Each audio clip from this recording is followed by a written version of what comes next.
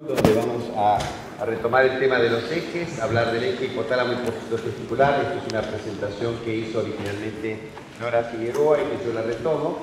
Y luego vamos a hablar un poquito de esteroidogénesis y cese de la función reproductiva. Como siempre, vamos a tratar de mantener un hilo. Después, al final, vamos a tener un rato para hacer preguntas,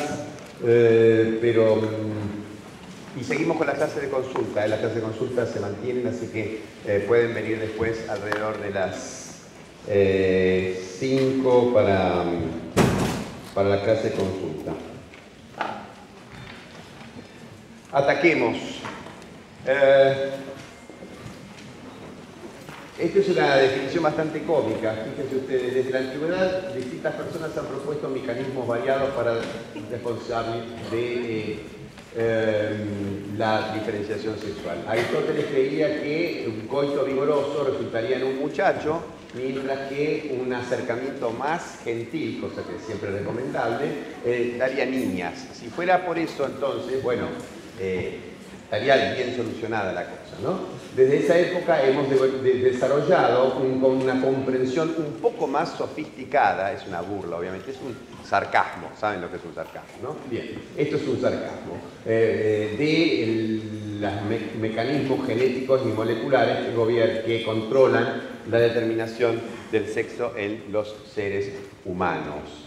Obviamente, uno no se puede burlar de Aristóteles y decir qué animal quiere Aristóteles, porque, como siempre digo, con el diario del lunes, cualquiera sabe de fútbol, ¿no? Pasaron 2500 años, más o menos, o 2400 años de Aristóteles y hemos evolucionado en algo.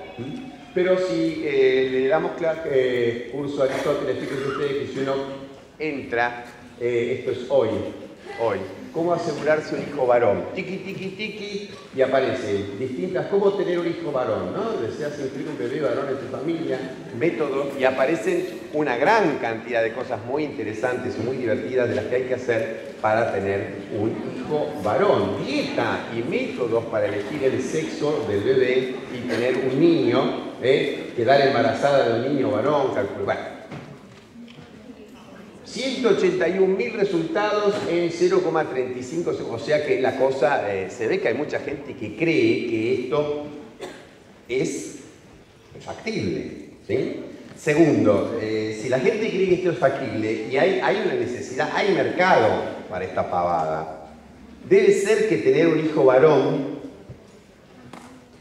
tiene chapa. ¿Será que tiene chapa? Obviamente, en la época de Aristóteles, sí tenía chapa. ¿Por qué?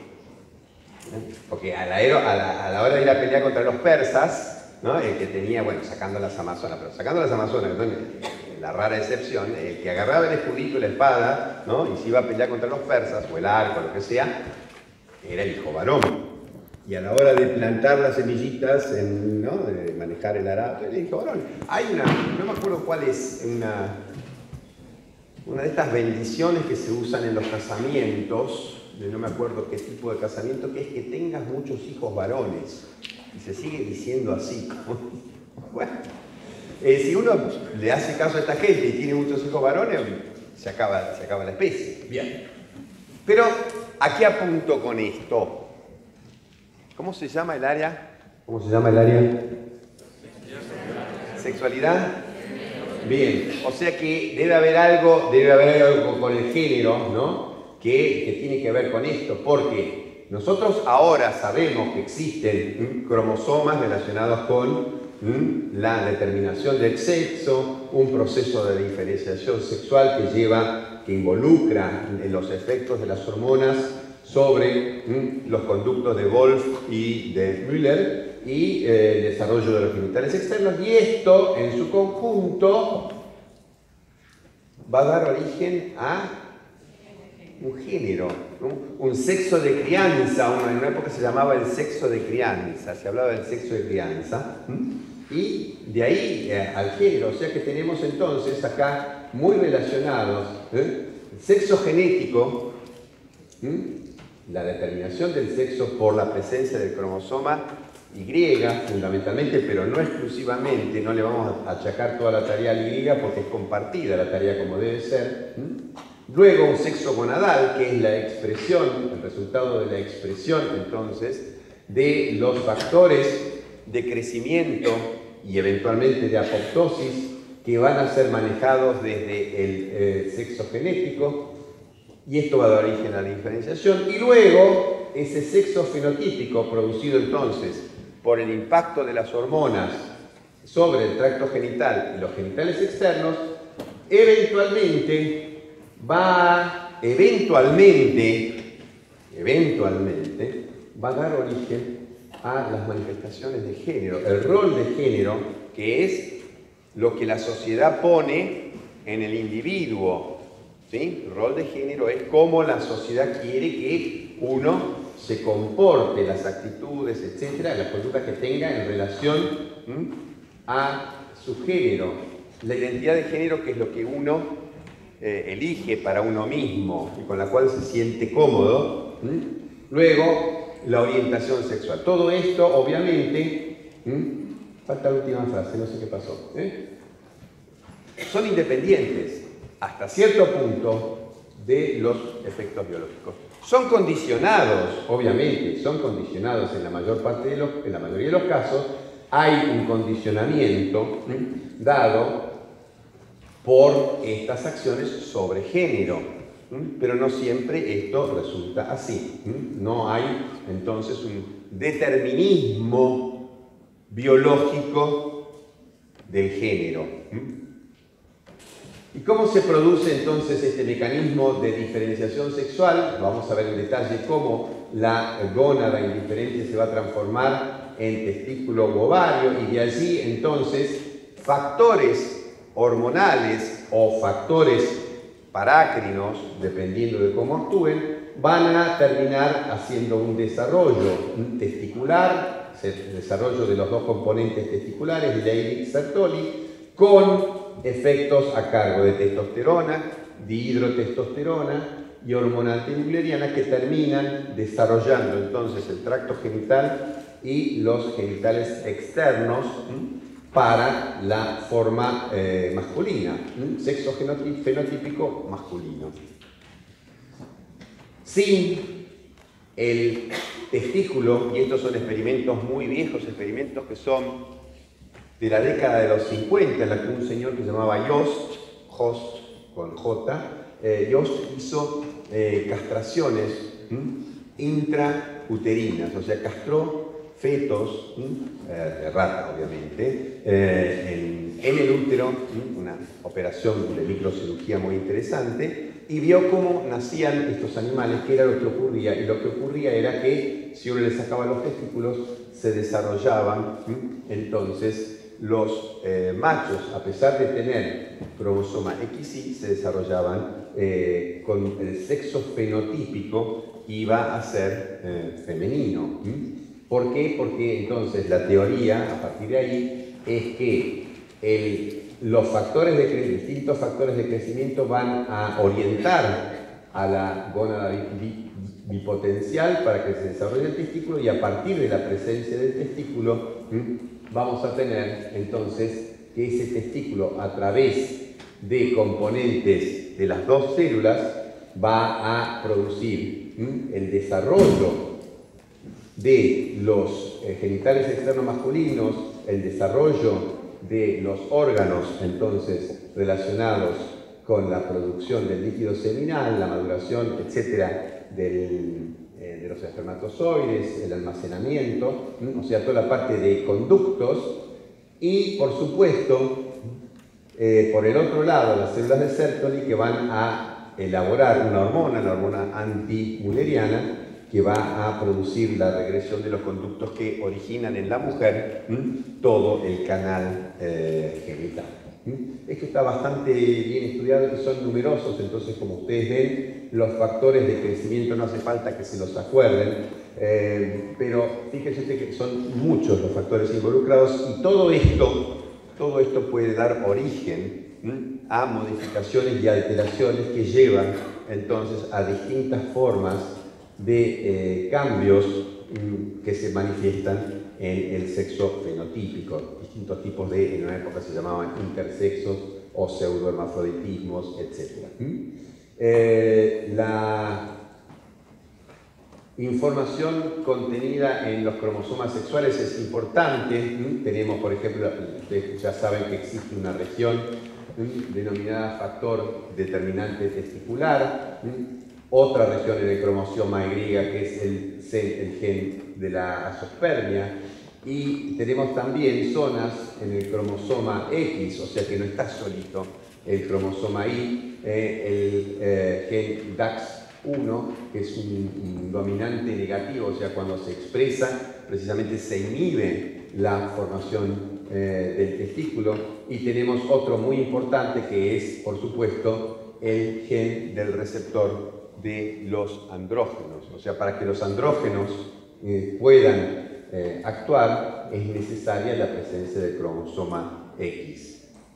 Y esto lo podemos ver más ampliado acá. Fíjense ustedes que de la larga cadena, entonces, de genes, vamos a tener no solo involucrado el cromosoma Y, aportando este gen determinante del desarrollo testicular, sino que tenemos, fíjense ustedes, los distintos elementos que están en el cromosoma 11, en el cromosoma 9, en el 17, en el cromosoma X, en el 15, en el 1, en el 10, en el 9. O sea que hay muchísimos genes involucrados en toda esta cadena que va desde la formación del testículo hasta la elaboración de las distintas hormonas testiculares, la hormona antimülleriana, y por supuesto las hormonas, la vía de la esteroidogénesis que lleva a la síntesis de testosterona, la 5-alfa reductasa que está en relación con la elaboración de dihidrotestosterona y que está presente en el cromosoma 2, y el receptor de andrógenos que, como dijimos, fíjense ustedes que el cromosoma X tiene de alguna manera, como siempre, algo que decir, y es el que va a controlar el efecto o la expresión, perdón, del receptor de andrógenos y en última instancia los efectos androgénicos. Cada una de estas siglas significa algo. Si quieren, después lo buscan. Esto es, por ejemplo, la proteína del tumor de Wilms, esto es el factor esteroidogénico, esta es una proteína de SOX que es muy similar a la proteína SRI. DAX es un dominante negativo que frena precisamente cuando se expresa la expresión testicular, etc. Tenemos entonces a los testículos formados ya en las primeras 10 semanas de vida. La secreción de testosterona comienza y tiene un impacto importante en la gonadotrofina coriónica, y luego empieza, a partir del cuarto o quinto mes, empieza a tener efecto, empieza a tener función el sistema hipotálamo hipofisario del feto, y empieza a secretar gonadotrofinas. Entonces, la función de la testosterona es estimular el crecimiento de los conductos de Wolff, mientras que la hormona antimülleriana, que surge de las células de Sertoli, lo que hace es inducir apoptosis en los tejidos relacionados con los conductos del conducto paranesométrico de Müller. Y por último tenemos el desarrollo a partir del seno urogenital, estimulado por la dihidrotestosterona, de los genitales externos. Y esto aproximadamente está completo para la semana 14. Únicamente, ¿qué va a pasar? Va a pasar que los testículos no van a haber descendido, y esto ocurre en forma tardía durante el embarazo. Entonces, tenemos primero una secreción principalmente controlada por HCG, y luego empieza a partir de la semana 15 a tener un desarrollo testicular. ¿Por qué? Porque LH y en menor lugar FSH están estimulando el crecimiento de los genitales masculinos. Obviamente la parte de anatomía y de histología no corren por acá, pero hay muchos nombrecitos que se van a tener que aprender de memoria, como suele ocurrir con la anatomía, acá un corte de un testículo con sus principales componentes. De vuelta, no pueden dejar de conocer estas cositas, y falta acá algo bastante importante que tiene que ver con la inervación y con la irrigación, que también vienen en combo y que van a tener que incorporar. De testículo, básicamente dos sectores: el sector intersticial, que es el sector de las células de Leydig, que es responsable de la esteroidogénesis gonadal y que responde a LH. Es el equivalente de las células de la teca interna en el varón. El producto es la síntesis de testosterona. La otra contraparte sería la contraparte granulosa. Son las células de Sertoli, cuya función es favorecer, apoyar la espermatogénesis desde distintos puntos de vista, tanto desde el punto de vista, uno diría, arquitectónico, porque son de alguna manera el andamiaje a partir del cual se van a ordenar las células a partir de las espermatogonias. También tienen elementos de tipo nutricio y además tienen, fíjense ustedes, la función de secretar una proteína fijadora de andrógenos, que después vamos a ver cómo actúa. Proteínas que regulan la secreción de FSH como activina e inhibina, y las inhibinas en realidad son dos por lo menos, y en la hormona antimuleriana. Entonces, estos serían los componentes que ustedes tienen que conocer en el sector intersticial, en los túbulos seminíferos desde el punto de vista histológico, y una descripción un poquito breve, pero con esto es suficiente, ¿no?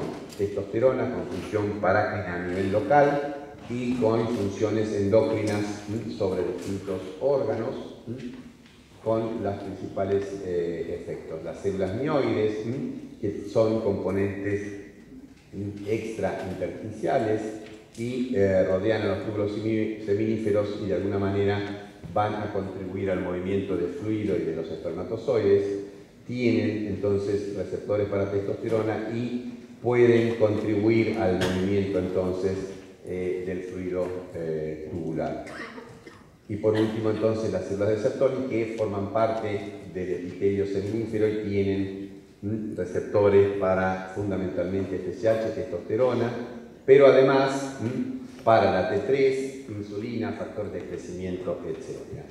Estas, por ejemplo, estas hormonas, inclusive acá está la T3, perdón, ¿sí? Es característico la disminución entonces de la actividad de las células de Sertoli cuando disminuye los niveles de T3 en forma marcada. Y bueno, acá tenemos los productos que sintetiza la célula de Sertoli, que está incluida entonces la pareja de inhibinas, la ABP, otras proteínas como la transferrina, un activador de plasminógeno, el lactato, etc. Y hay, acordarse, la presencia de estas uniones que son la base de la barrera hematotesticular, que tiene una función de alguna manera de protección inmunológica del contenido de las células germinales.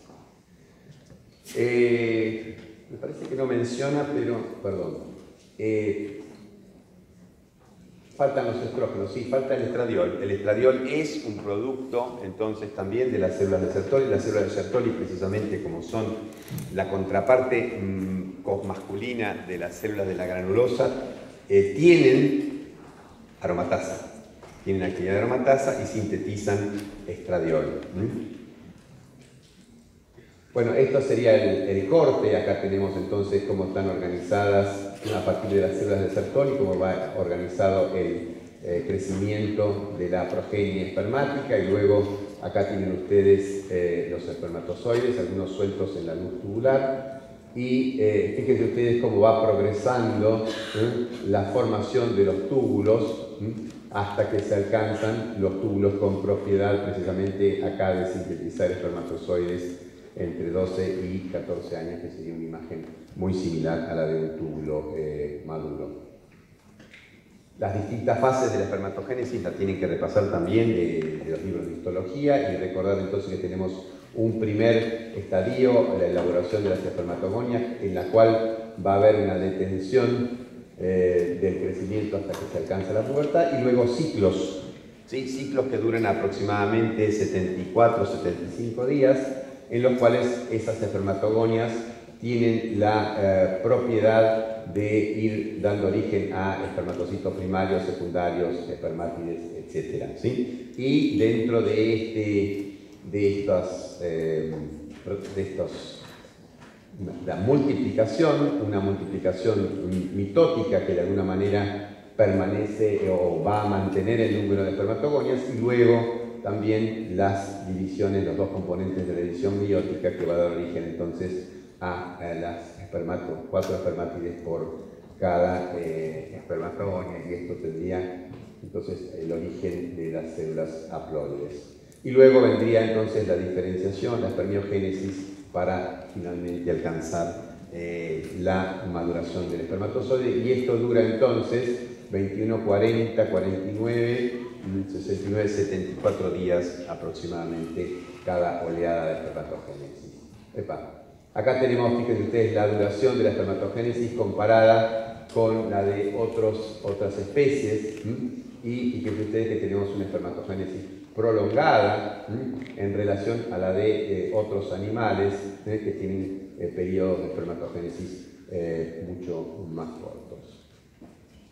Y vamos a otro tema que es muy relevante, que es el de la regulación de la función testicular, y acá la cosa es un poquito más sencilla que en el caso del eje hipotálamo-hipófiso-ovárica, aunque es muy similar, yo diría, a cómo está funcionando el eje hipotálamo-hipófiso-ovárico en 3/4 partes del ciclo, cuando está precisamente ausente el feedback positivo. Entonces vamos a tener el control por GNRH y su liberación a través de un mecanismo que involucra distintos neurotransmisores y que va a controlar entonces su secreción en forma pulsátil.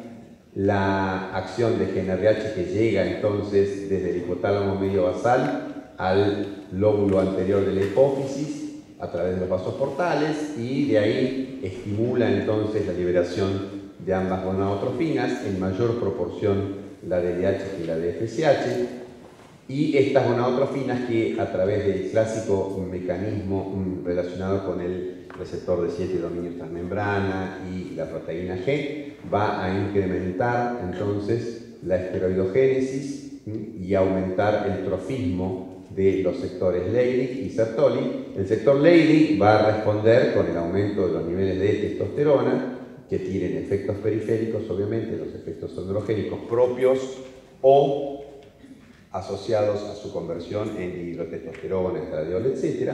Y la retroalimentación que se ejerce a nivel de los dos componentes, la hipófisis y el hipotálamo ventromediano. Y la testosterona actuando entonces a nivel suprahipotalámico o extrahipotalámico, generando efectos conductuales que en el ser humano son bastante difíciles de caracterizar.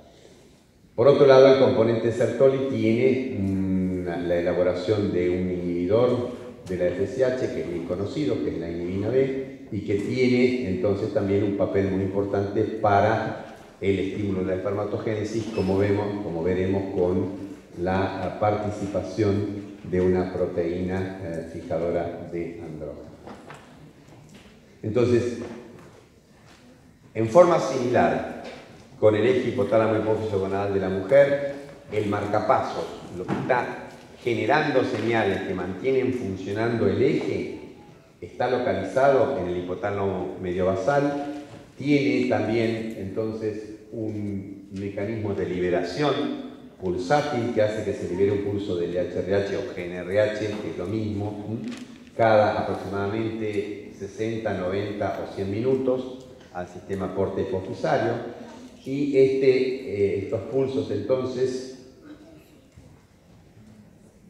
son necesarios, son imprescindibles para que el eje funcione en forma normal, como habíamos visto ayer, y en vez de infundir GNRH en forma de pulsos, lo hacemos en forma continua, la función se pierde porque se produce una regulación en menos, o regulación a la baja, o down regulation, de los receptores para GNRH. Y entonces deja de haber función en el eje y bajan los niveles de testosterona en el varón y bajan los niveles de hormonas sexuales y se produce anovulación en la mujer. La diferencia clave está en que el generador de pulsos de la mujer, por un mecanismo que ayer dijimos, involucra la exposición temprana a andrógenos en el varón. Ese mecanismo generador de pulsos que tiene la propiedad de generar la oleada preovulatoria de gonadotrofinas, en el varón no está presente. Y eso sería una diferencia funcional muy importante entre el hipotálamo reproductor de la mujer y del varón. ¿De acuerdo? Una de las diferencias más importantes, que es sobre todo funcional y difícilmente se pueda considerar una diferencia anatómica. Bueno, acá tenemos una figura un poco más vieja que habla de el control de la secreción de gonadotrofinas por distintos neurotransmisores. Pone GABA, noradrenalina, no pone el glutamato, no pone tampoco a cispertina ni los péptidos relacionados, pero en última instancia lo que está mostrando acá es que la alternancia de señales de mayor amplitud o de menor frecuencia va a producir entonces distintos niveles de hormona luteinizante y de hormona folículo estimulante que se van a traducir en un ritmo circadiano de la concentración de testosterona. Ritmo circadiano que de vuelta no tiene un reflejo sobre los niveles, sobre los efectos.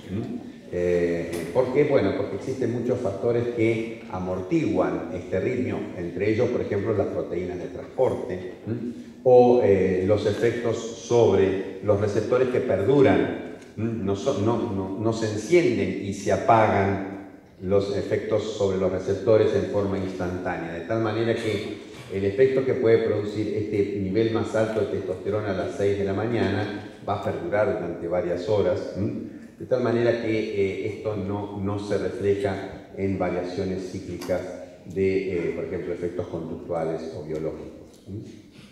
Bueno, y acá sí metemos la regulación por el factor descrito a partir de, digamos, de ahora una década, un poquito más, cispertina. Los sistemas de regulación, fíjense acá que involucran entonces múltiples neurotransmisores que están controlando en forma directa o a través de la secreción de cispertina la liberación de GnRH para que se produzcan los pulsos hormonales.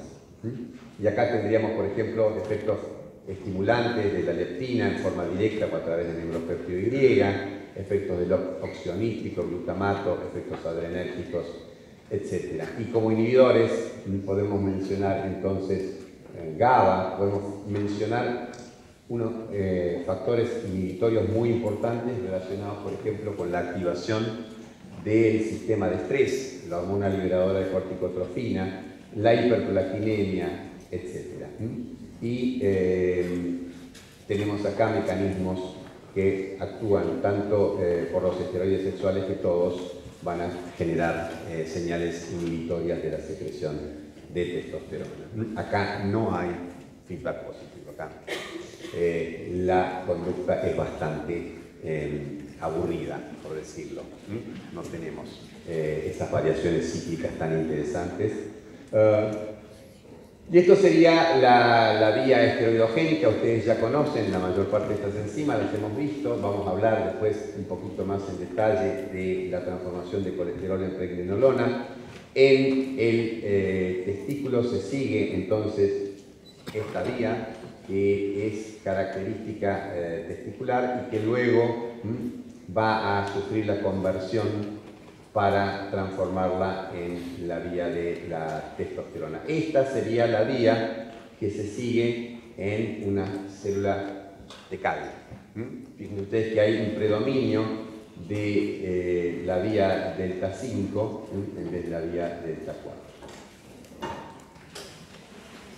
Y acá tenemos el rol de la proteína ligadora de andrógenos. Lo que está haciendo la proteína ligadora de andrógenos es incrementar entonces los efectos de la testosterona a nivel de la luz tubular. Lo que está haciendo es aumentar la concentración de la testosterona y gracias a esa elevada concentración de testosterona que se logra en el fluido tubular, es que se pueden manifestar los efectos de la testosterona con toda su potencia.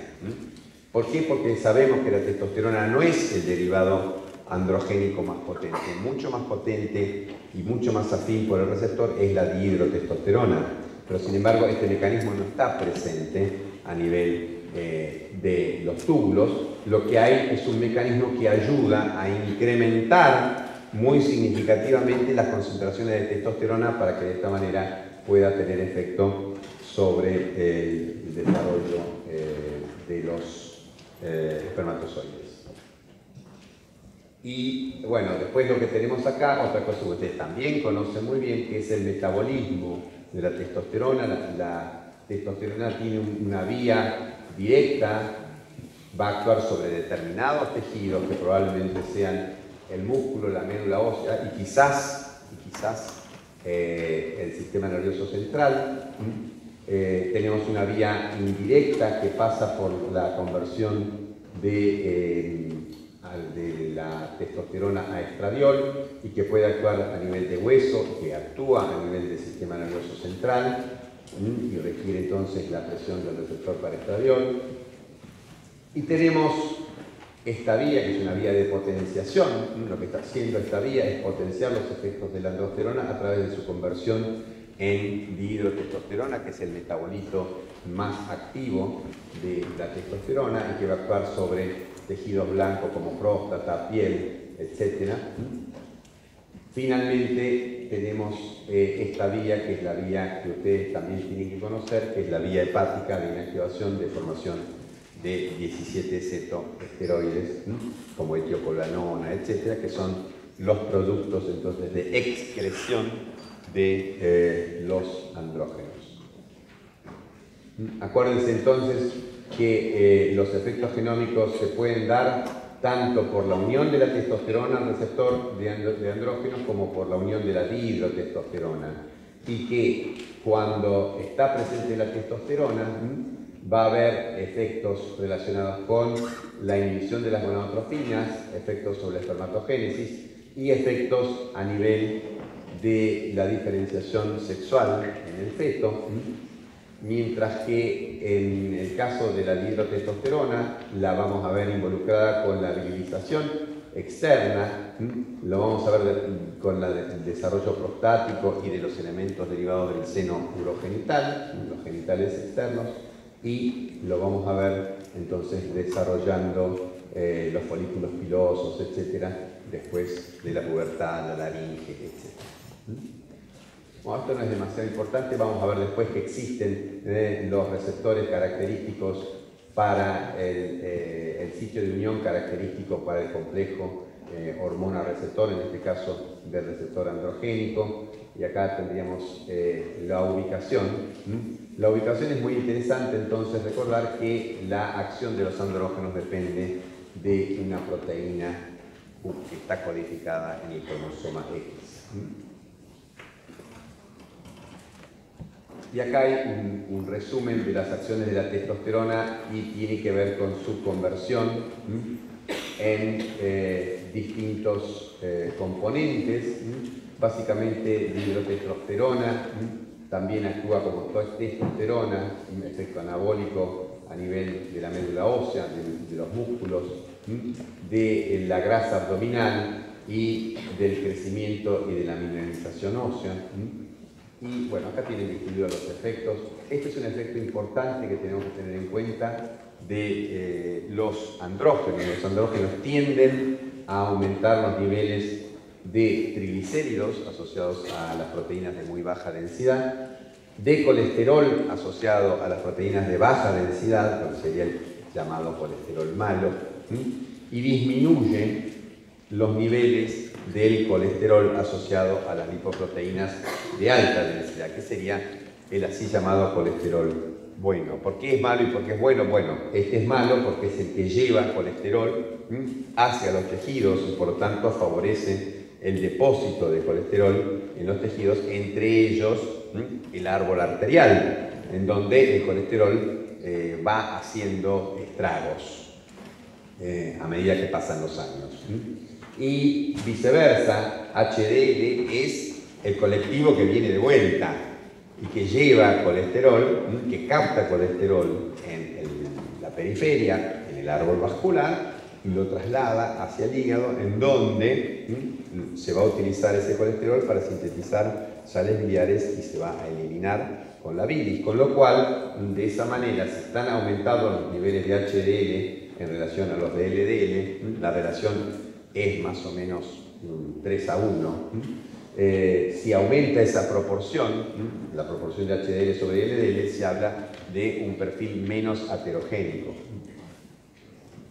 Ustedes ven acá que existe entonces una relación débil, es una relación débil, positiva, entre los niveles de testosterona libre y los niveles de LDL. O sea que habría un impacto de la testosterona en los sujetos sanos sobre las concentraciones de LDL, pero esto es bastante controvertido y en un contexto más relacionado con la salud. Si uno disminuye los niveles de, por ejemplo, si uno tiene una persona con obesidad que se asocia a la obesidad, se asocia a una disminución de los niveles de testosterona libre, va a haber una disminución de los niveles de LDL, pero ese contexto está dado por una situación general de obesidad.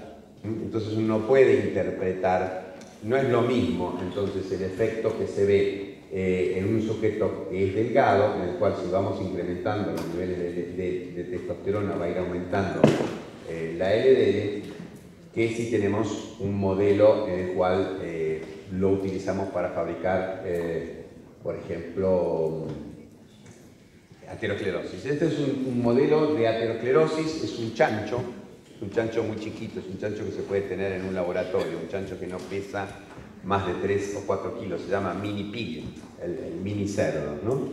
Este mini cerdo es un modelo muy bueno para estudiar funcionamiento del tubo digestivo y funcionamiento también de los sistemas de lipoproteínas, que se parecen mucho más al de los roedores. Los roedores no tienen un sistema parecido de transporte de colesterol en relación al nuestro.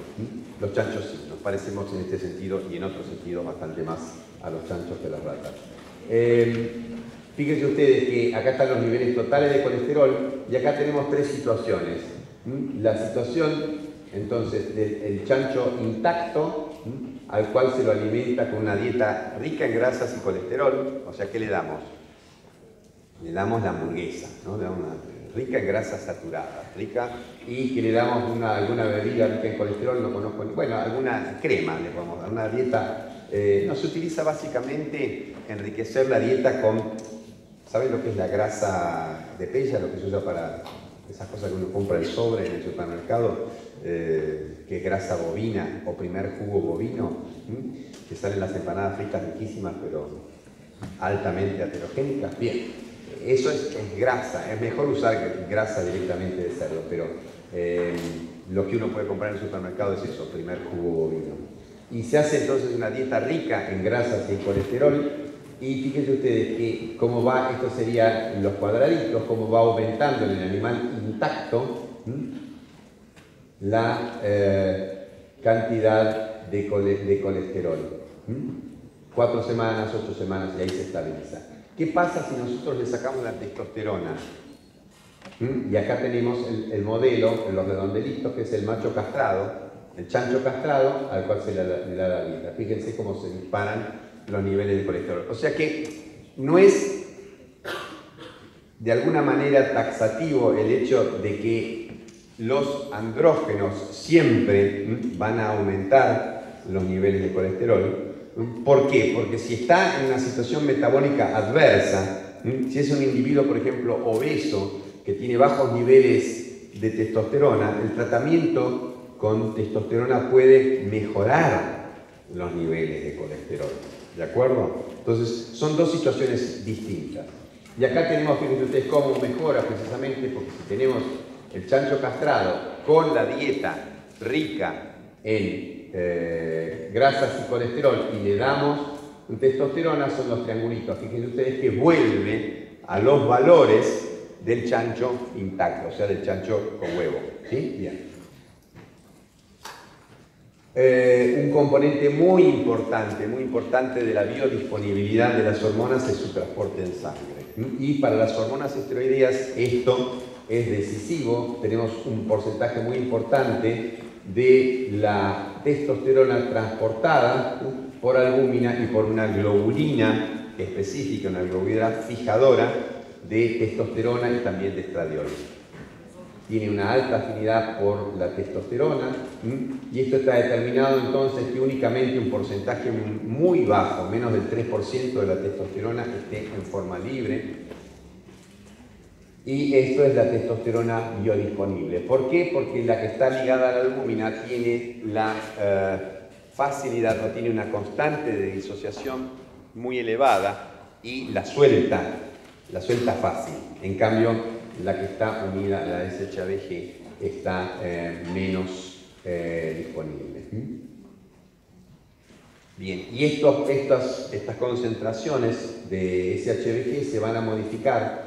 Fíjense ustedes, puede aumentar la cantidad de SHBG distintos mecanismos, como por ejemplo la caída de los niveles de andrógenos, la presencia de estrógenos, el hipertiroidismo, van a aumentar los niveles de la proteína transportadora y por lo tanto van a disminuir los niveles de la hormona libre.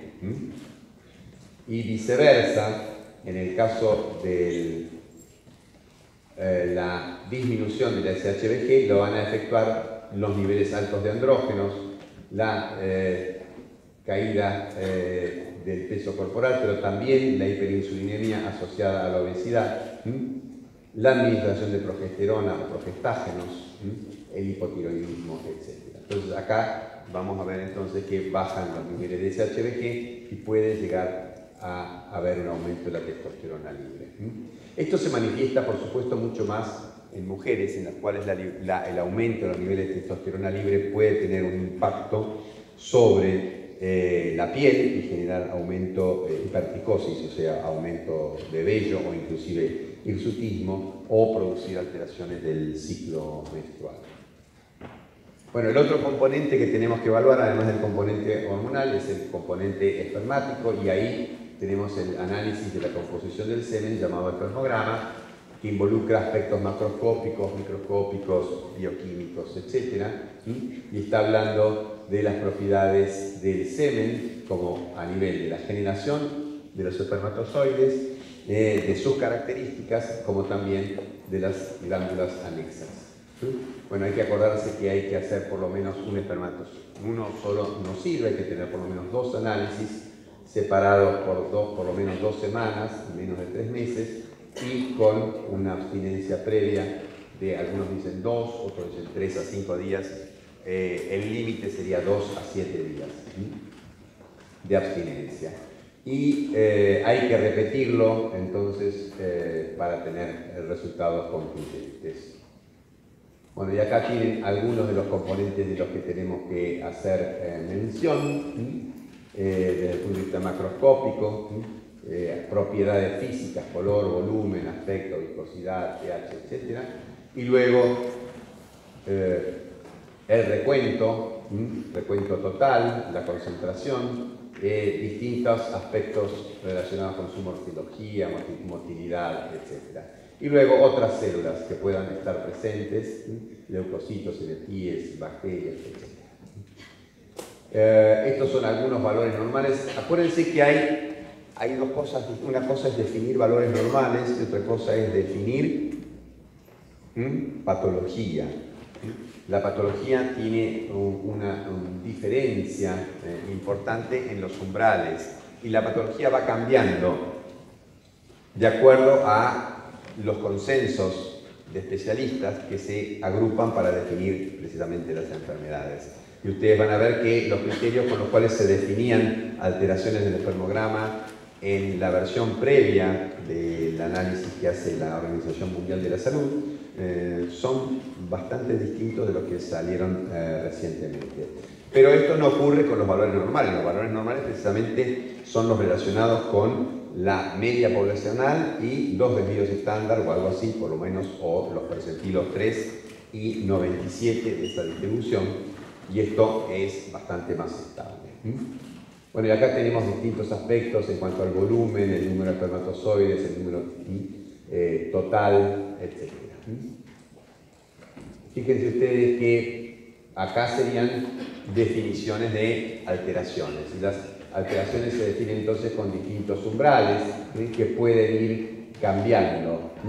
Lo que importa es que ustedes se acuerden de los nombres, eventualmente, que sepan qué es una oligosospermia, qué es una asospermia, qué es astenosospermia, que es la pérdida entonces de la motilidad, básicamente, qué es queratosospermia, el aumento de formas anormales, y aspermia, que sería la ausencia de eyaculado. Por lo menos que sepan los términos más relevantes, y terminamos con la huevada, como se dice en el país trasandino, y pasamos al segundo componente, que es la esteroidogénesis. Ya vieron esta imagen los que estuvieron en las clases optativas.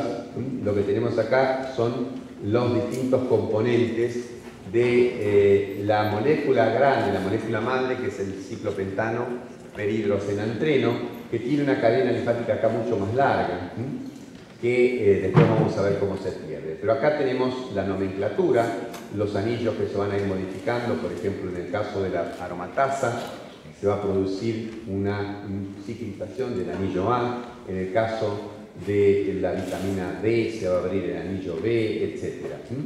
Y tenemos la nomenclatura de los distintos átomos de carbono. En este caso tenemos una molécula o un grupo que estaría dando origen a la progesterona, que estaría dando origen también a los glucocorticoides y a los mineralocorticoides, que tiene 21 átomos de carbono. El grupo se llama pregnano, o el núcleo se llama pregnano, y si perdemos estos dos, vamos a hablar del grupo androstano, y si perdemos el carbono 19, vamos a tener el grupo estrano, que se le agrega también como señal característica la presencia de un anillo, entonces, con dobles ligaduras en posición A.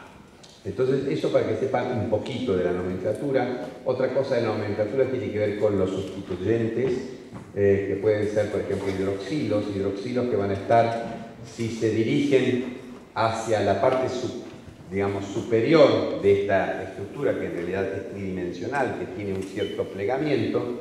Si se dirigen hacia arriba, van a ser sustituciones beta, y si se dirigen hacia abajo del plano, van a ser sustituciones alfa, y esto determina entonces, como ya sabemos, diferencias a veces muy importantes en la afinidad por los receptores, en la potencia intrínseca o en ambos aspectos.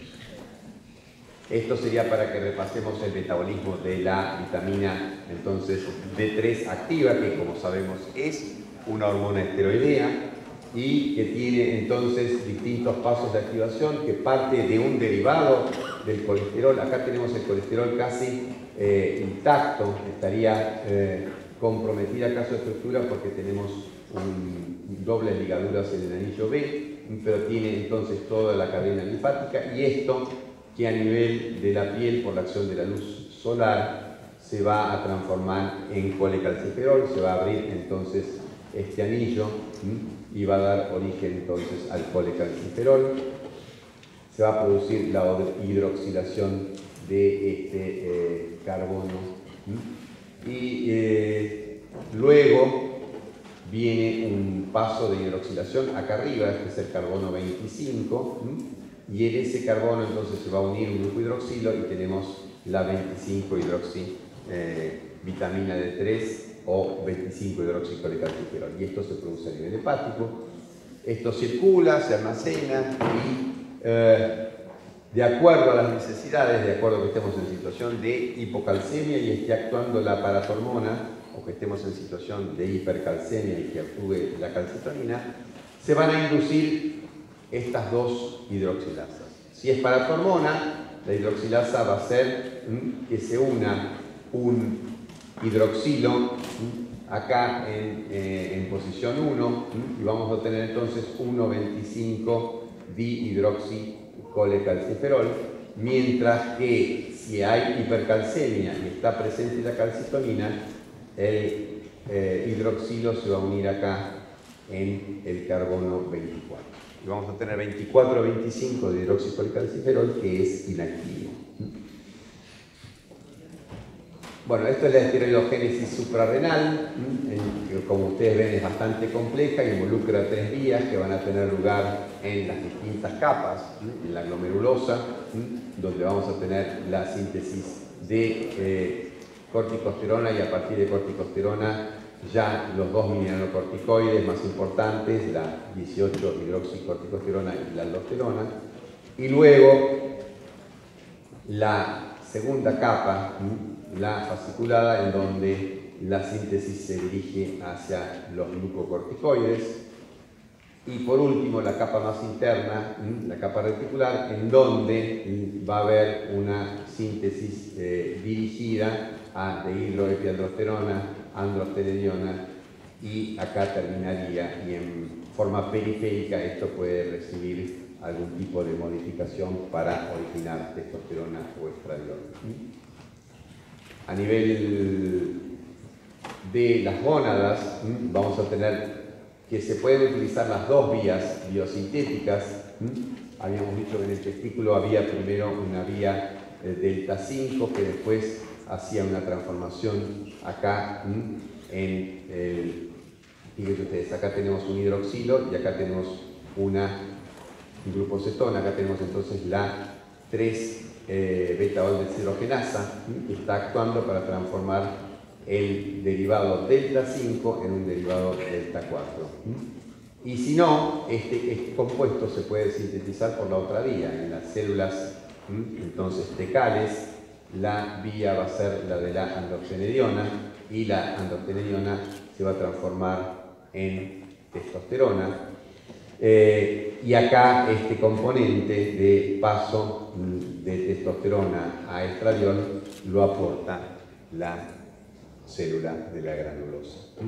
Este componente de aromatización también está presente en la célula de Sertoli, y es el que va a transformar entonces la testosterona en estradiol. Y otro agregado en la vía biosintética es la formación de la dihidrotestosterona, en la cual entonces vamos a tener aquí esta doble ligadura ausente, y vamos a tener entonces un derivado con mayor potencia androgénica. Bueno, acá tenemos de vuelta las vías delta 4 y delta 5, y ya no sé por qué lo repito.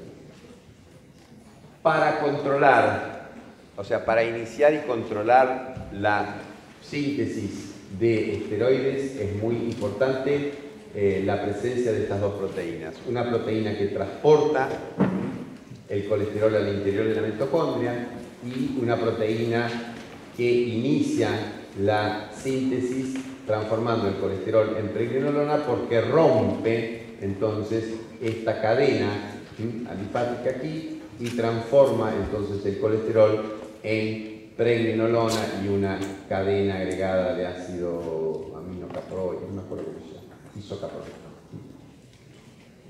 Aquí tendríamos, fíjense ustedes, las acciones de esa enzima, la CYP11A1 o P450 colesterol. Esto es P450 colesterol side chain cleavage, o sea, enzima que corta la cadena lateral del colesterol.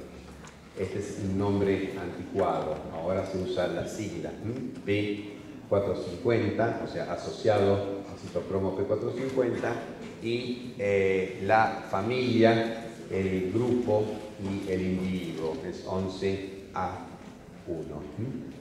Y lo que tenemos aquí son los efectos. Fíjense ustedes que tenemos aquí la cadena lateral, y lo que va a ocurrir es que por acción entonces la P450 SCC se va a producir la hidroxilación en los carbonos 20 y 22, y luego se va a producir el efecto de desmolasa, se va a eliminar, se va a separar la cadena, y este hidroxilo se va a transformar en un grupo cetona. Y ahí vamos a tener formada entonces la pregnenolona.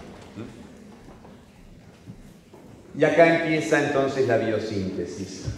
A partir de acá se van a sintetizar todos los derivados esteroideos. Quiere decir que si faltan esta enzima, o si falta la enzima, el transportador, perdón, la proteína STAR, o si falta alguna proteína involucrada en, alguna enzima, perdón, involucrada en vías biosintéticas de los grupos de mineralocorticoides, los trastornos que se pueden originar son muy serios porque esos chicos que se manifiestan al nacer no tienen generación de mineralocorticoides.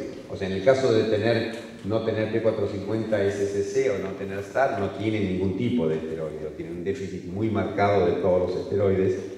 Y luego si tenemos otros trastornos, que puede ser 17 hidroxilasa, 21 hidroxilasa, 3 beta-deshidrogenasa, pueden faltar mineralocorticoides, y si faltan los mineralocorticoides, esos chicos están en una situación de pérdida de sal, de pérdida de cloruro de sodio muy importante, y si no se reconoce esto, se mueren en el transcurso de algunos días.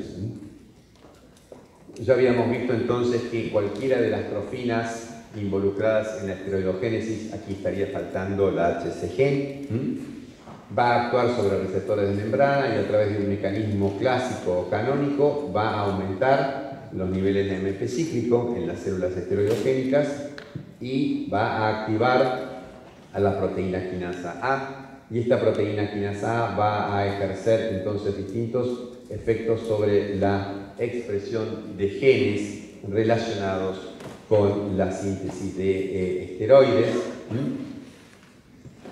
¿Preguntas? Toses, más que preguntas. Bien, tenemos acá, fíjense ustedes, tenemos también algunos ya conocidos, el factor esteroidogénico 1 o DAX, que los habíamos visto en la diferenciación sexual, también intervienen en la síntesis de esteroides, no solo porque van a aumentar la presencia o la activación de enzimas esteroidogénicas, sino que van a contribuir a aumentar, por ejemplo, el factor esteroidogénico 1 lo que hace es aumentar el transporte de colesterol a través de la membrana. ¿Cómo lo hace? Porque induce la síntesis de un receptor para LDL. Y en el caso de DAX, el efecto es opuesto. DAX se opone a este efecto y disminuye la esteroidogénesis. Y bueno, después tenemos mecanismos relacionados con la activación, además de que estos mecanismos pueden aumentar la cantidad de, por ejemplo, STAR, o la cantidad de transportador para colesterol, o la cantidad o la actividad de la enzima colesterol esterasa. Todos estos serían fuentes de incremento del colesterol dentro de las células. O sea que además de aumentar la disponibilidad de colesterol, porque aumenta su transporte, o aumenta su síntesis de novo, o aumentan la desesterificación del colesterol almacenado, también tenemos que recordar que es necesario que ese colesterol ingrese a la mitocondria, y ahí es donde tenemos el efecto de la proteína STAR, la proteína reguladora aguda de la esteroidogénesis. Bueno, esto ya lo hemos visto ayer, es el efecto que tiene la FSH y la LH sobre la síntesis de esteroides en las células de la teca y de la granulosa en el periodo folicular y en la fase lútea. Y esto hace alusión a que existen otros mecanismos de regulación de la esteroidogénesis, además de las vías que utilizan las gonadotrofinas o la ACTH. Es posible que factores de crecimiento como IGF-1 incrementen la esteroidogénesis a través de mecanismos como el aumento de la expresión de STAR y de las enzimas esteroidogenéticas, y esto tiene consecuencias. Esto tiene consecuencias porque la señalización de IGF-1 va a estar aumentada en distintas situaciones patológicas, yo diría no infrecuentes como por ejemplo en la situación de obesidad. En la situación de obesidad aumentan los niveles de IGF-1 libre, porque baja la proteína transportadora de IGF-1 libre y aumentan los niveles entonces de IGF-1 libre. Si bajan los niveles de la proteína transportadora, el IGF-1 libre aumenta. Y está claro por qué, ¿no? O sea, si nosotros tenemos que transportar algo y tenemos una proporción de gente que es transportada en colectivo y otra que va de a pie, y nosotros bajamos el número de colectivos, la cantidad de gente a pie va a ser mayor. Entonces tenemos más gente libre, tenemos menos gente guardada en la proteína. ¿Y en qué situaciones baja la proteína? Por ejemplo, en situación de obesidad. Y al bajar la proteína, entonces aumentan los niveles de la hormona libre. Y si aumentan los niveles de la hormona libre, aumentan sus efectos. Y si aumentan los efectos de IGF-1, se produce un aumento de la esteroidogénesis y aumentan los andrógenos de origen ovárico y también de origen suprarrenal, pero fundamentalmente de origen ovárico. Y si aumentan los niveles de andrógenos, aumentarían los niveles totales de andrógenos circulantes. Pero resulta que además la obesidad, como vimos, disminuye la síntesis de la proteína transportadora de andrógenos. Entonces tenemos un doble mecanismo ligado a la obesidad: aumento de la síntesis por estímulo del receptor IGF-1, y tenemos un mecanismo ligado al transporte, que es disminución de la proteína transportadora. La suma de ambos mecanismos hace que en muchos casos las mujeres con obesidad tengan manifestaciones, por ejemplo, cutáneas, o manifestaciones de virilización o hiperandrogenismo, o alopecia, o tengan trastornos del ciclo ligados al hiperandrogenismo.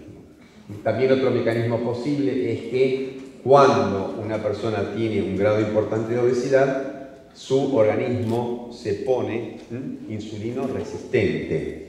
La obesidad se acompaña de un estado de insulinoresistencia que implica que las células insulinosensibles no escuchan el mensaje de la insulina como deben escucharlo, se ponen sordas. ¿Por qué se ponen sordas? Bueno, porque con la obesidad aumentan determinados parámetros, ácidos grasos libres, citoquinas, etcétera, que generan insulinoresistencia. Y al aumentar los niveles de insulina, la insulina tiene una estructura muy parecida a la del IGF-1, en realidad es al revés, el IGF-1 se parece a la insulina, por eso tiene ese nombre, precisamente, factor de crecimiento insulinosímil. Al aumentar los niveles de insulina por encima de determinado nivel, empieza a activar el receptor de IGF-1. ¿Por qué? Por su similitud estructural, puede aumentar la actividad de esta vía y aumentar la esteroidogénesis. ¿De acuerdo? Entonces, acá tenemos una situación en la cual esta vía, que está operando fisiológicamente, se puede alterar en situaciones de una patología nada infrecuente. Sabemos que aproximadamente el 21 o el 22% de las personas en la Argentina tienen obesidad, y estas cifras van lamentablemente en continuo aumento. Bueno, esto es algo que ustedes tienen que conocer. Las acciones de los estrógenos acá están tabuladas para acciones locales a nivel de útero, de las trompas, a nivel ovárico, a nivel vaginal, mamas, etc. Y lo mismo, tabulamos los efectos de la progesterona sobre todos estos órganos, o sea que lo que ustedes tienen que hacer es juntar todo esto en una tabla y estudiarlo, porque prácticamente los efectores son los mismos. Sí, yo lo que hice acá es resumirlo, y tenemos algunos de esos efectos en los cuales ustedes pueden ver entonces que en algunos casos los efectos son complementarios, como por ejemplo los efectos sobre el endometrio, en lo cual si lo que hay que cumplir es un efecto secuencial de proliferación y secreción, esto se da a lo largo de las dos fases del ciclo, ¿sí? Los estrógenos van a hacer la proliferación en la primera fase, y en la segunda fase esta proliferación continúa porque sigue habiendo síntesis de estrógenos por el cuerpo lúteo, pero se agrega la progesterona que hace la transformación secretoria del endometrio. En otros casos los efectos son opuestos, como por ejemplo los efectos sobre los músculos lisos del oviducto o del útero son opuestos. La progesterona va a ser relajante, mientras que los estrógenos van a aumentar la contracción. Y otro efecto muy importante en que tiene que ver con la facilidad con la que pueden atravesar el canal los espermatozoides es la barrera que pone el cuello uterino con el moco cervical. El moco cervical va a ser fluido en el momento del pico estrogénico. Hablamos de un moco que tiene la característica de ser filante. Filante significa, ¿qué significa filante? Filante significa que hace hilitos. No cualquier moco hace hilitos. No voy a hablar de experiencias personales porque resulta un poco desagradable, pero cuando el moco está seco no hace hilitos, ¿no? Pero si el moco está bien húmedo, bien filante, uno saca el moco como sea, no vamos a hacer ningún gesto, separa los dedos y forma un hilito. Eso significa filante, ¿de acuerdo? No voy a hacer otras alusiones, por ejemplo, el punto de caramelo. Cuando el caramelo está a punto, es filante. Eso es mucho más elegante que la del moco, pero por ahí no les da la idea porque ustedes no hacen caramelo todos los días para hacer filante. Pero moco por ahí lo ven más seguido. El mecanismo de acción es clásico. Esto es una cosa que ya tiene casi 50 años, como pasa el tiempo. Esto era recontra renovedoso, regular la transcripción de los genes a través de factores hormonales y cómo se fueron descubriendo las familias de los distintos miembros de reguladores de la transcripción ligados a receptores intracitoplasmáticos, y se encontraron montones de receptores posibles que no tenían ligando, o sea, no se sabían los ligandos de muchos receptores. Se encontraban los receptores en las células y se especulaba cuál podía ser el ligando, porque se encontraba la proteína, se encontraba el sitio en el núcleo, pero no se encontraba cuál era el ligando, y en esa época se hablaba de receptores huérfanos. Y si ustedes ven los libros de los 70 y de los 80 van a encontrar muchísimos receptores caracterizados como receptores huérfanos, que hoy, por suerte, como en las novelas, vieron que en las novelas siempre está este tema de los huérfanos y de los que perdieron la memoria y todo eso, no sé si ahora no hay más novelas de esas, ahora hay novelas foráneas que no entiendo, que hablan de lugares distintos, ¿no? Turquía. Pero antes las novelas nuestras tenían toda una cosa relacionada con el huérfano, con el que dejaba de ver, con el que perdía, tenía algún tipo de discapacidad, todo eso. Por supuesto había una mala o un malo, o las dos cosas, ¿no? Gente buena, que los buenos eran tontos. O sea, los malos, notablemente en las novelas los malos son inteligentes y los buenos son tontos. ¿Reflejará algo de lo cotidiano? Puede ser. El problema de los buenos es que no se juntan y que no la tienen clara. El Mahatma Gandhi siempre decía que el problema no es los pocos malos que hay, el problema es que los buenos de alguna manera tienen una cosa de indiferencia, de paciencia, que entonces los malos los pasan por el río. Bueno, este mecanismo entonces es bien clásico, un receptor citoplasmático con sus proteínas chaperonas, y según el esteroide se disocian las chaperonas, se fosforila el receptor, se trasloca el núcleo, se dimeriza y va a generar entonces la iniciación de la transcripción, cuando precisamente su mecanismo es aumentar esa transcripción a través de distintos pasos, o lo opuesto también puede ocurrir que las histonas se fijen al gen e impidan su transcripción, y eso entonces lo que estaría dando es a la disminución de la expresión del gen. Cualquiera de las dos opciones tiene que ver precisamente con los efectos biológicos de las hormonas en los distintos tejidos. Si se trata, por ejemplo, del gen de la cadena A de las glucoproteínas FSH y LH, lo que va a hacer el estradiol es disminuir su expresión, porque es un inhibidor en la mayor parte, en el varón, por lo tanto, y en la mayor parte del ciclo de la síntesis de gonadotrofinas.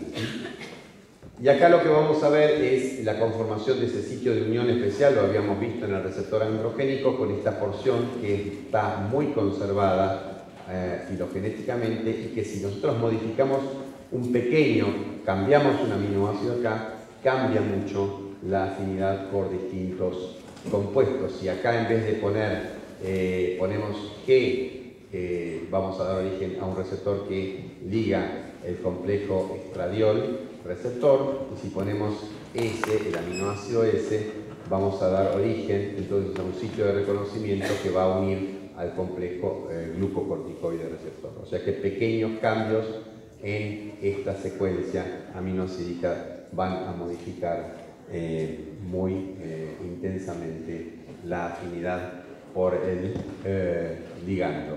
Y estos son distintos ligandos que hemos visto: estrógenos naturales, estrógenos sintéticos, estrógenos provenientes del ambiente, que pueden ser naturales, provenientes de las plantas, de tréboles, de geristemina, que es una planta que se utilizó empíricamente para el tratamiento de los calores menopáusicos y que ahora tiene algunas formulaciones farmacéuticas.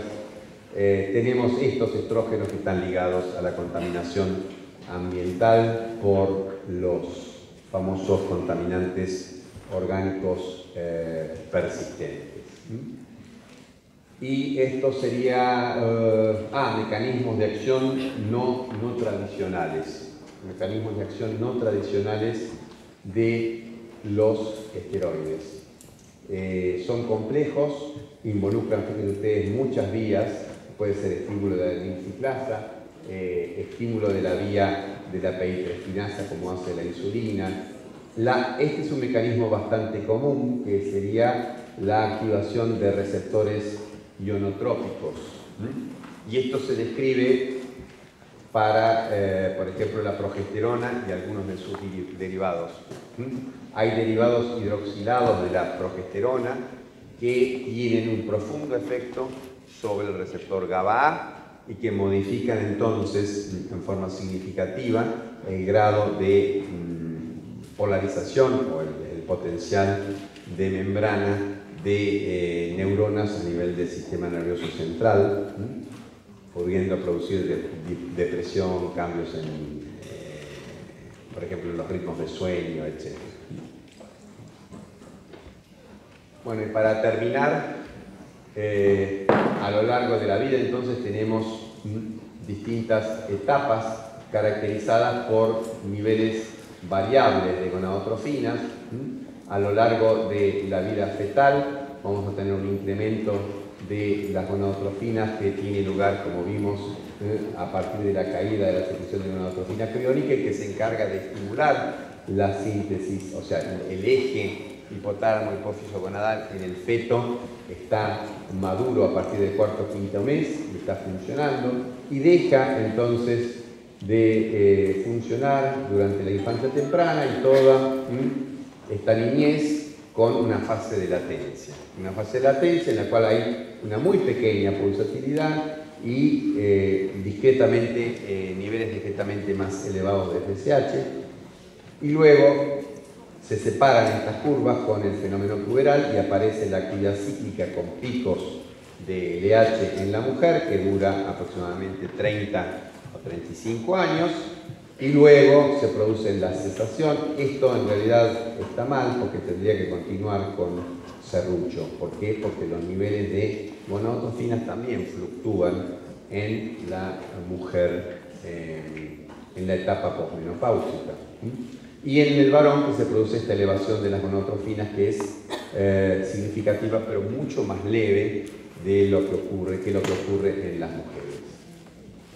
No sé por qué, pero esto tendría que estar acá. Sí, esto tendría que estar acá porque tenemos que definir entonces la menopausia como un diagnóstico retrospectivo que se realiza recién cuando una mujer ha cumplido un año sin ciclos menstruales, con una edad que se puede extender a partir de los 42, para algunos otros de los 45 años, Y luego tenemos el periodo entonces posmenopáusico, después de que se ha hecho el diagnóstico de menopausia, y el periodo entonces de perimenopausia se define como los 2 años previos al cese de las menstruaciones. El cese de las menstruaciones, la menopausia, es un día, no es una etapa.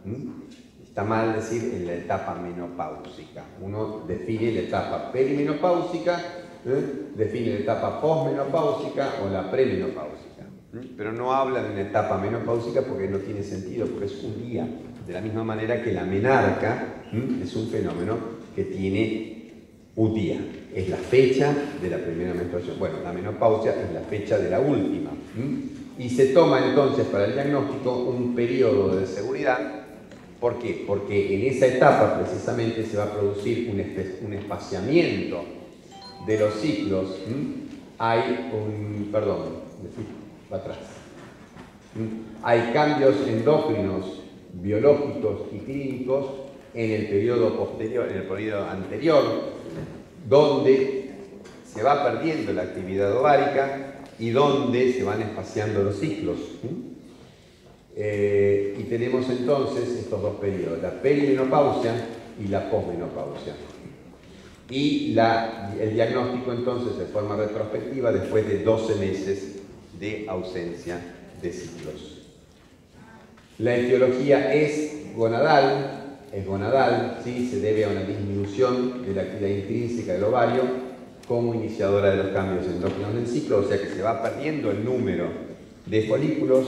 Esto es un continuo proceso. Acuérdense que el ovario tiene continuos procesos de reclutamiento, selección, y avanzan un número de folículos todos los ciclos que se pierden, sobrevive solo uno.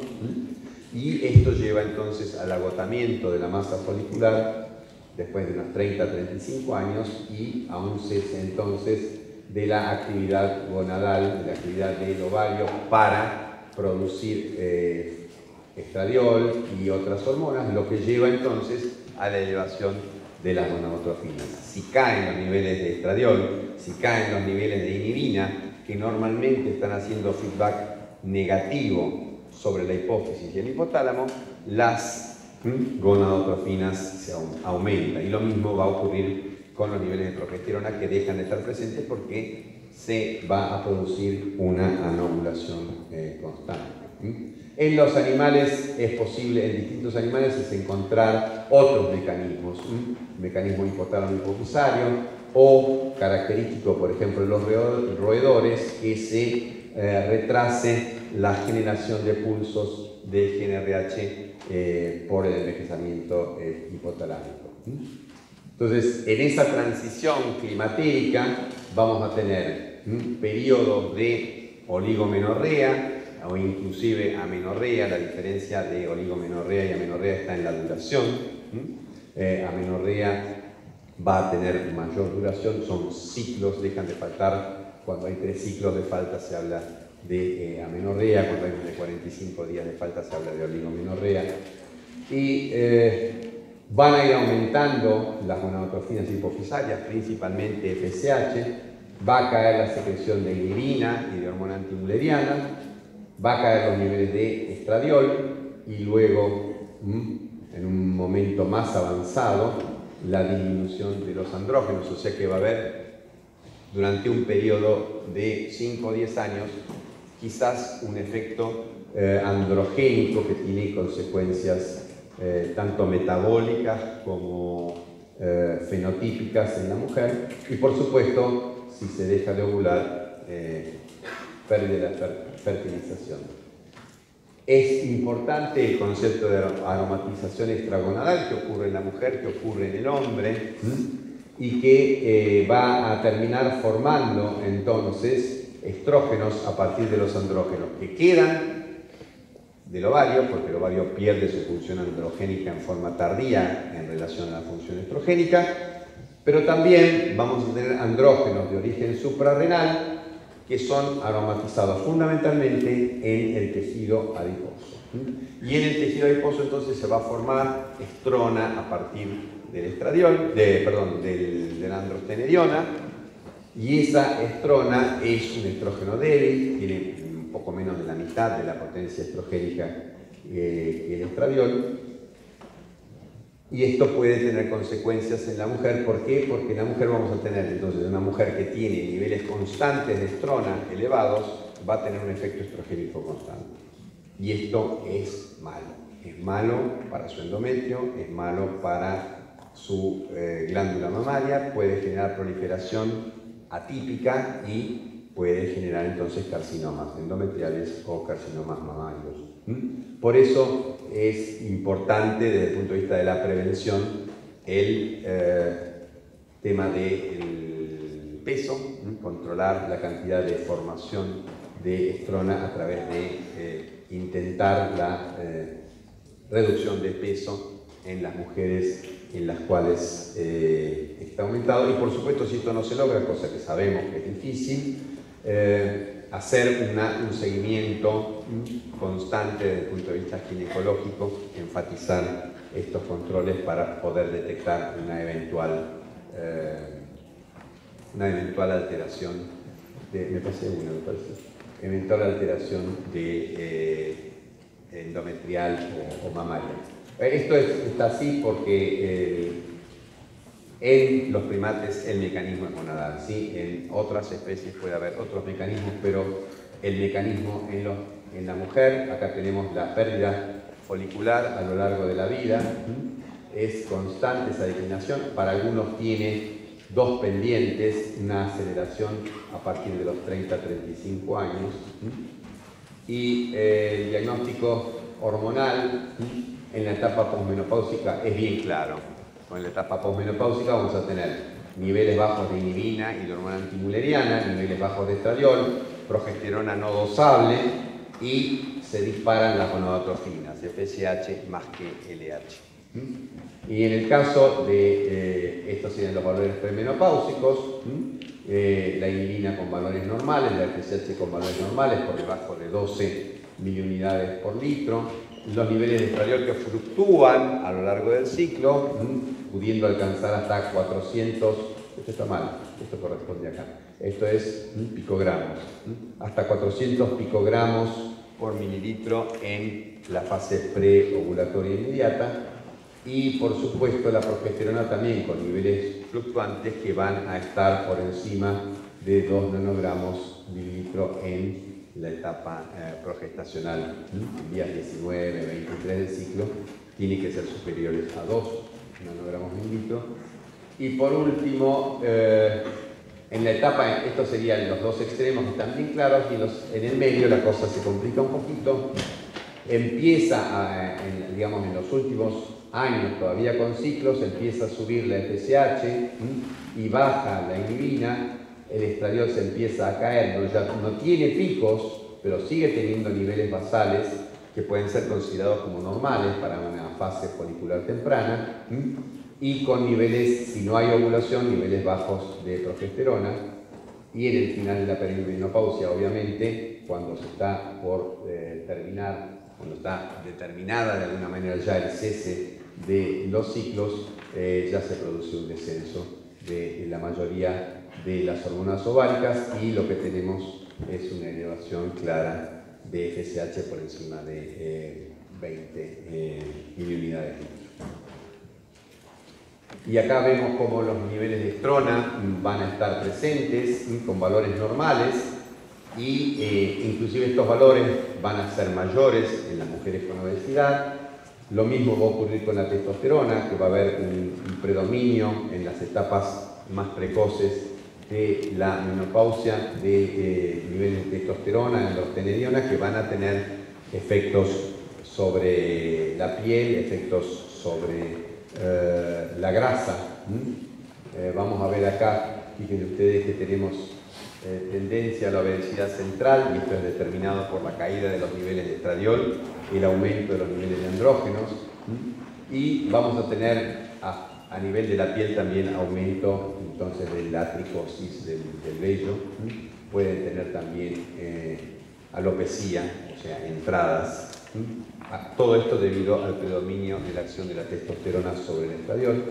Después también por predominio de la acción de los andrógenos y caída de la acción de los estrógenos, aumenta el riesgo cardiovascular. Este es un tema muy importante. Se pierde la protección que tienen las mujeres en la etapa premenopáusica. Ustedes saben que tienen mucha menor prevalencia de fenómenos cardiovasculares en la etapa premenopáusica. Bueno, en la etapa posmenopáusica esto se pierde.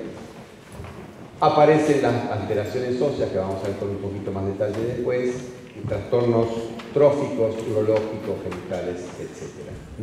Acá tendríamos el mecanismo. Ustedes se acuerdan que hay 3 células importantes a nivel del tejido óseo. Tenemos los osteocitos, que van a generar señales de remodelación, y tenemos quienes ejecutan esas señales de remodelación, que son el osteoclasto, que va y rompe, lo mismo que la gente que arregla las calles, ¿no? Primero van y rompen, y después, en el caso de aguas santafesinas, varios meses después, ¿no? Y están los agujeros un largo tiempo. Acá no ocurre en el hueso así, porque si no, se nos fracturaría todo en el camino.